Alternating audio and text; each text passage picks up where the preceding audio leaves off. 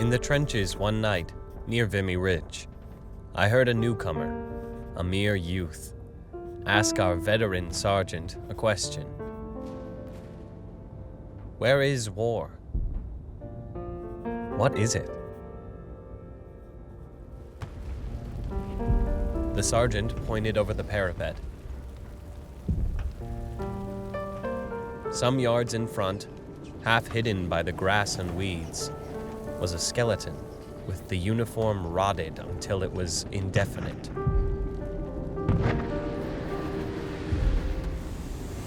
No one could say whether the shriveled corpse were friend or foe. That, he said, is war.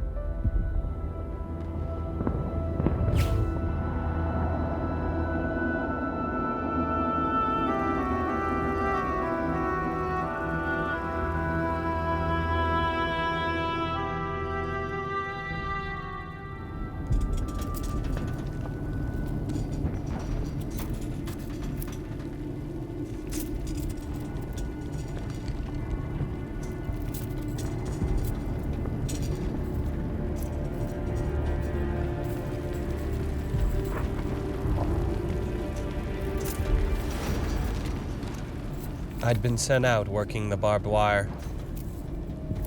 The air was damp and chilly, causing an unearthly feeling.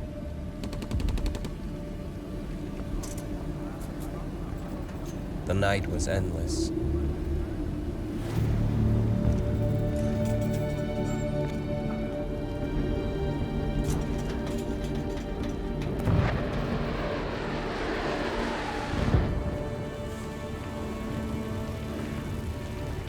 It was though night had turned to day.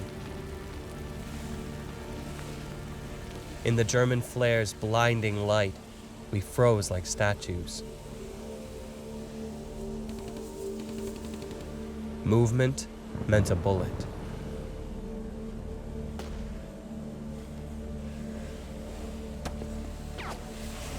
The flares, the dead men, gave us a sense of ghosts about.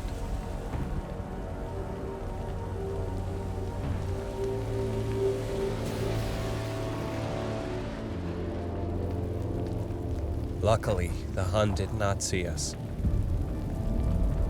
All I could think of was I had no place to go when we were through.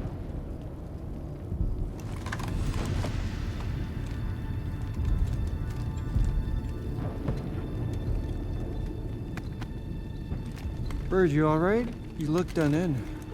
I had no time to dig a hole. I've nowhere to sleep tonight. Just bunk with us. Plenty of room. 2 men from the 73rd, Mills and Blake, had dug a neat bivvy. They insisted they had made the place wide enough to accommodate the 3 of us. Both were survivors from a unit that was decimated during the attack on Vimy Ridge. They had enlisted in Montreal. Mills sorely missed that city's fine French cuisine. Our moldy bread and cold trenchwater tea was a poor substitute. I'm hungry.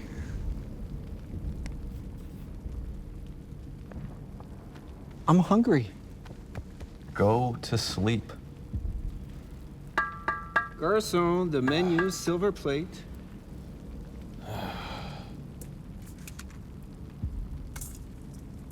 And what tickles Monsieur's fancy tonight?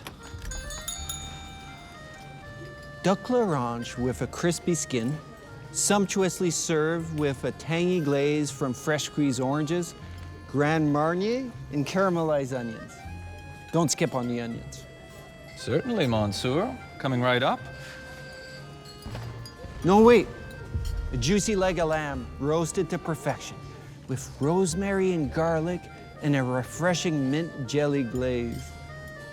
Certainement. Un moment. No, wait.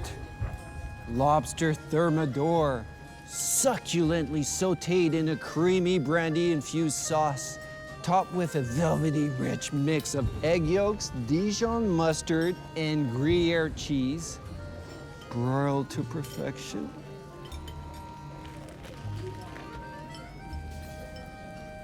How about a raw potato?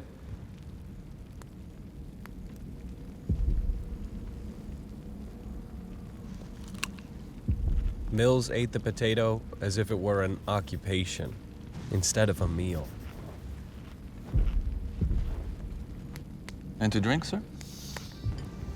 Your finest Beaujolais, tout sweet. The tutor the sweeter. Certainly, Monsieur.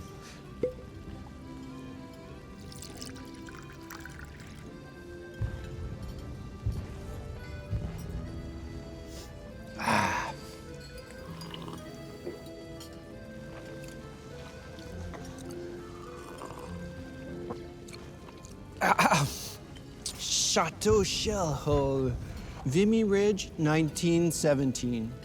Boiled a few minutes, as gentle on the palate as a hiney shell. With a pronounced aftertaste of rat. Delightful. Mercy, buck up, my good man. We sat in silence, save for the distant thudding of guns. In seconds, I was dead to the world.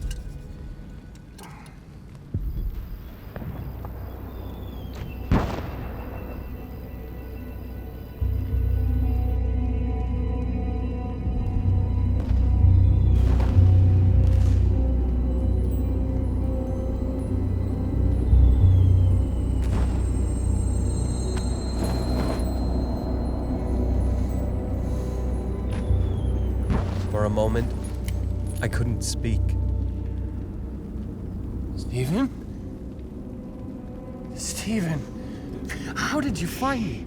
I was face to face with my brother, Stephen. Get your gear. Come on.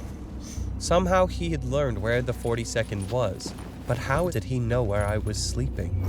Slow down, for goodness sake. Wait. Don't dawdle. Come on. How did you find me? Birds of a feather flock together. Remember? Thick and thin, whatever the weather.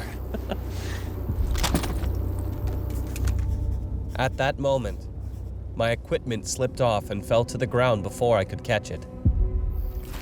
As I stooped and retrieved it, Stephen? Steve got ahead of me. Stephen! Steve! Stephen! Steve! Where did you go? If I left and Steve returned, he would not know where I had gone. I settled back and dozed.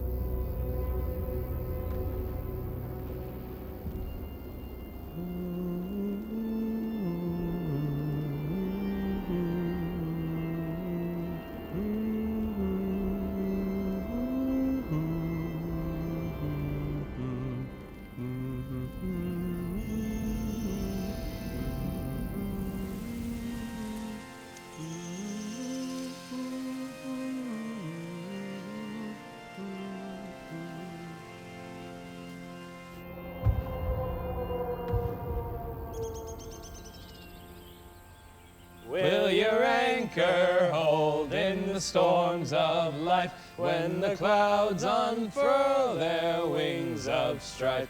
When the strong tides lift and the cables strain, will your anchor drift or firm remain? Let's have a race to the beach. Well, Mother said before we left home, will you catch us a trout for supper tonight? Oh, come on, let's race. But first, have a sweet. Thanks. Hey, birds of a feather flock together. Through thick and thin, whatever the weather.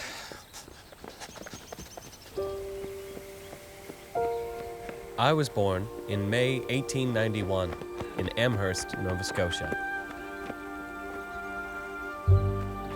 Shortly before I turned 5, my father died of pneumonia. His death profoundly affected our family, but the birth of my little brother 5 months later was some solace. He was named Stephen, after my father. Stephen was more than a brother. He was my best friend. Our likes and dislikes were so mutual, we could read each other's mind. We followed baseball and hockey in the big leagues, and were such red-hot fans that we knew the batting averages of every leading player. What, did you stop for a snooze? Ha ha. Nap Lajoie. Best by far. The Frenchman? Ty Cobb eats Nap Lajoie for breakfast. Ty Cobb couldn't catch a cold in the blizzard. Louie's dirty. Who spikes 3 fielders in 1 inning? A porcupine running the bases couldn't do better.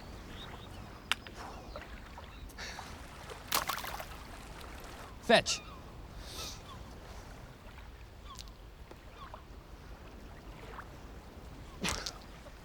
Try a blindfold. You're swinging so late the sun will be down before you connect.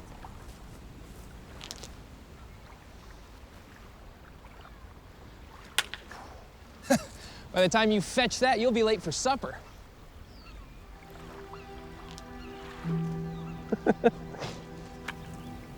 Our bond went beyond blood. It was something deeper, unbreakable. Soulmates.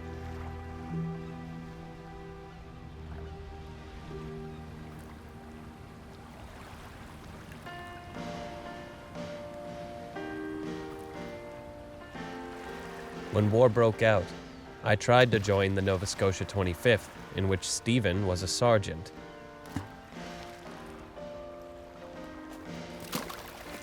I was rejected.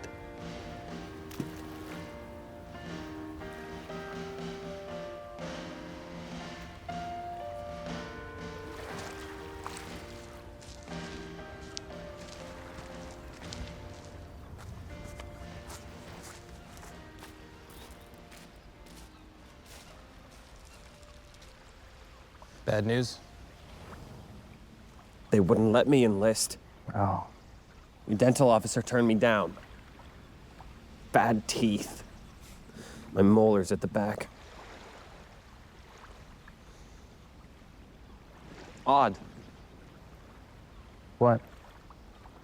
Your officer forced my jaw open, barely looked, and then said, "Forget it," like he already knew.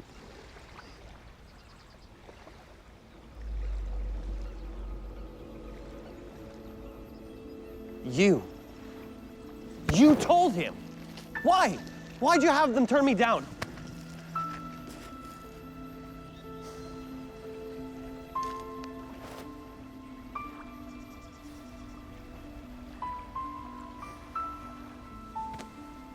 Will. Father is dead. If we both go, who will look after Mother?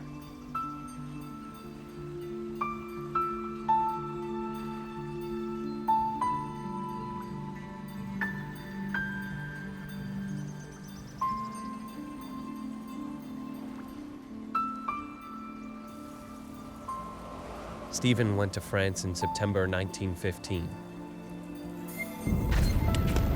His letters tried to convince me to stay home and not try re-enlisting.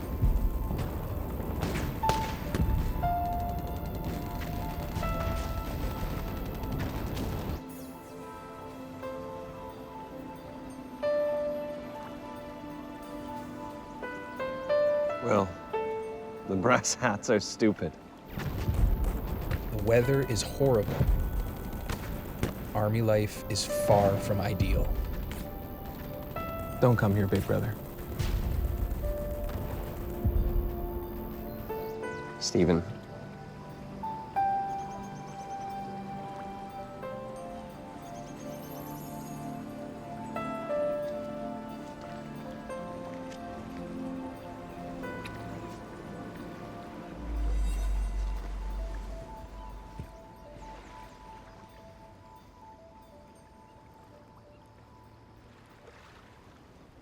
Will your anchor hold in the storms of life when the clouds unfold their wings of strife, when the strong tides lift and the cables strain. Will your anchor drift or firm remain?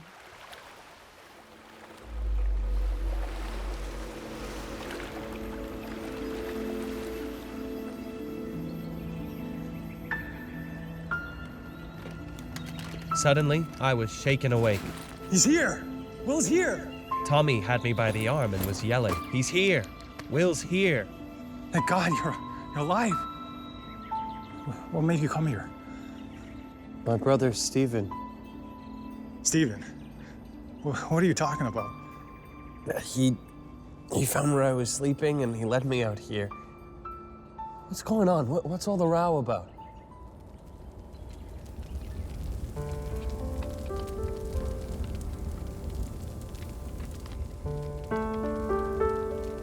A big shell had landed in that bivvy.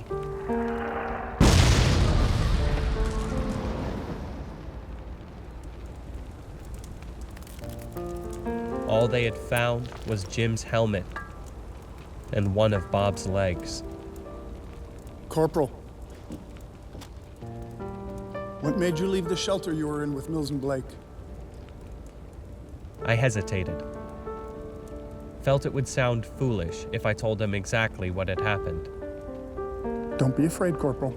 You are among friends here. It was my brother, Stephen, sir. He saved my life. Smith here told me all about your brother, Private Stephen Bird, 25th Battalion, Nova Scotians. Yes, sir. I understand Stephen was at Hill 60, where the Germans mined beneath our lines and blew them up.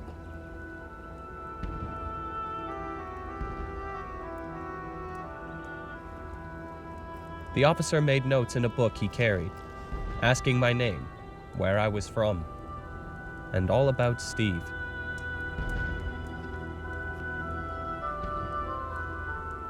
You have had a wonderful experience, Bird. Then, he shook my hand.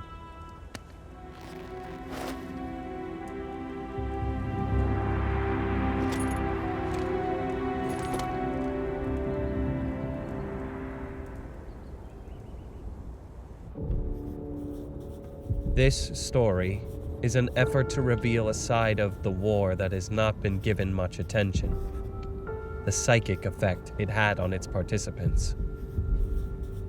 My diary is not infallible, but every case of premonition I have described is actual fact. Each of my own psychic experiences were exactly as recorded. The reader may term them fantasies, the results of overstrained emotion, whatever he will. There are many who know he cannot explain them. Cyclone Taylor's got wings on his skates. He's on track to score 40 points this season. Makes your Art Ross look like a drunken bear.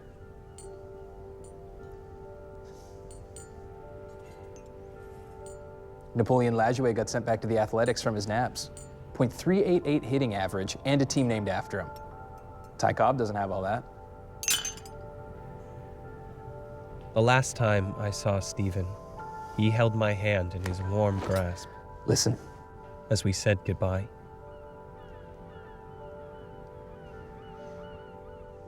If anything happens to me... Don't say that. If anything happens to me, I'll find a way to come back and whisper in your ear. He said it in his jocular manner, but knowing him as I did, I shivered at the time and never forgot.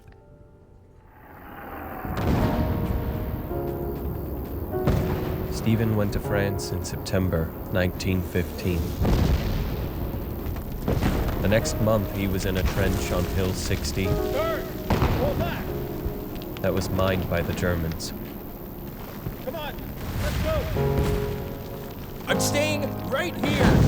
When urged to pull back, Steve refused to abandon his post. He bravely stood his ground.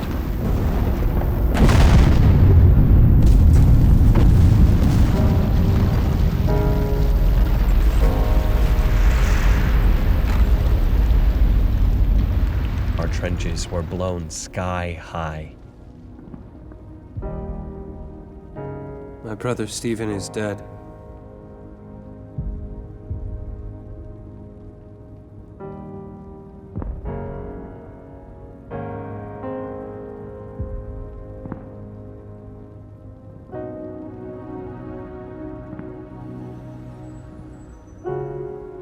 I had seen Steve clearly. His warm hands had pulled me from the bivvy. Get your gear. Come on. He had saved my life. Now I knew, beyond all argument or theory, by any man, learned or otherwise, that there was a hereafter, and there would never again be the slightest doubt in my mind about it.